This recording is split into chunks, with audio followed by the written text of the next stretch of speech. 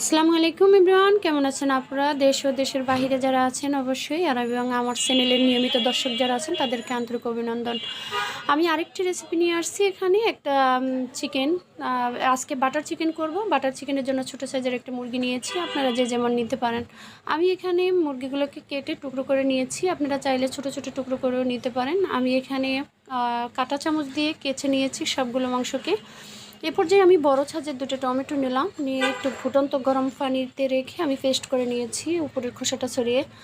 আর নিলাম আমি এখানে পেঁয়াজ, রসুন এবং কাঁচামরিচ, আদা, এটাকে আমি ব্লেন্ড করে নিয়েছি 1 কাপের মতো।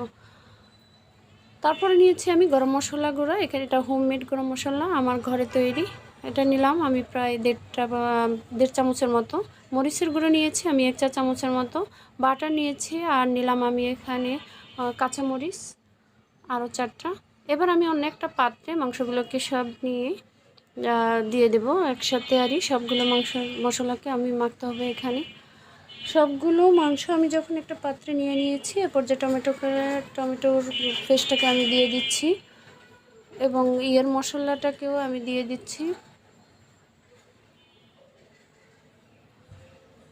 দেখতে হবে পরিমাণটা ঠিক আছে কি না। এখানে লবণ দিয়ে দিলাম স্বাদ মতো। আর কালো গোলমরিচের গুঁড়োটা এই যে এখানে 1 চামচের চাইতে একটু বেশি হবে। তারপরে গরম মশলাটা দিতে হবে 1 চামচের চাইতে একটু বেশি। শুকনো মরিচের গুঁড়ো এখানে 1 চা চামচ দিয়েছি আমি।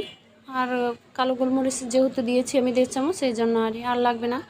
এটাকে আমি সুন্দরভাবে ঘষে ঘষে লাগাবো এবং প্রত্যেকটা মাংসের ছিদ্রের ভিতরে যেন মশলাগুলো ঢোকে, এই জন্য খুব হাত দিয়ে খুব ভালোভাবে ঘষে ঘষিয়ে মশলাটাকে মাখতে হবে।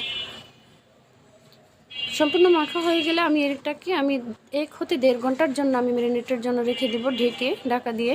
এ পর্যায়ে আমার 1.5 ঘন্টা পরে আমি একটা কড়াই গরম করে বাটারটা দিয়ে দিচ্ছি। বাটার এখানে আমার 70 ml বাটার আছে। বাটারটা না গলা পর্যন্ত আমি অপেক্ষা করব। বাটারটা সম্পূর্ণ গলে গেলে আমি করব, মাংসটাকে দিয়ে দেব। আর একটু গলবে, আমি এখানে সম্পূর্ণ বাটারটা যখন গলে আসবে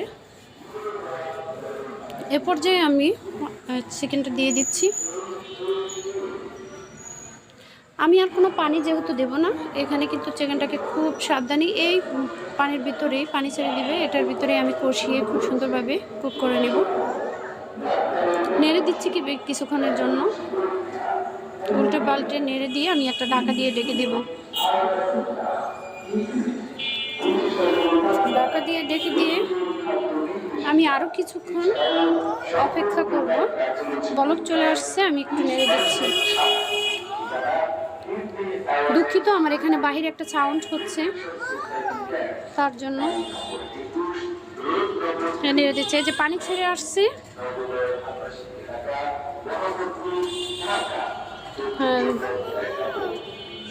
তেল একদম খুব সহজে হয়ে যায়, বেশি অনেকক্ষণ সময় লাগে না। আমি কাঁচামরিচ দিয়ে দিলাম আরও 4টা, আর একটু ঢাকা দিয়ে দেব। এ পর্যায়ে আমি লবণ দিয়ে দিচ্ছি, চিনি দিয়ে দিচ্ছি 1 চা চামচ। মাংসটা কিন্তু সব ধরনের খাবারের সাথে খাওয়া যায়, এখানে পরোটা, নান, রুটি বা যে কোনো কিছুর সাথেই আপনারা খেতে পারবেন। এটাকে আরও একবার আমি নেড়ে দিচ্ছি। হয়ে গেছে, আমার তেল উপরে চলে আসছে, মাংসটা সিদ্ধ হয়ে গেছে। আমি অন্য একটা পাত্রে নিয়ে নিয়েছি। কেমন হয়েছে বলবেন অবশ্যই। এতক্ষণ আমার রেসিপিতে থাকার জন্য আন্তরিকভাবে ধন্যবাদ আপনাদের সবাইকে। ভালো লাগলে একটি লাইক দেবেন এবং চ্যানেলকে সাবস্ক্রাইব করে দেবেন। আল্লাহ হাফেজ, আপনাদের সুস্বাস্থ্য কামনা করছি।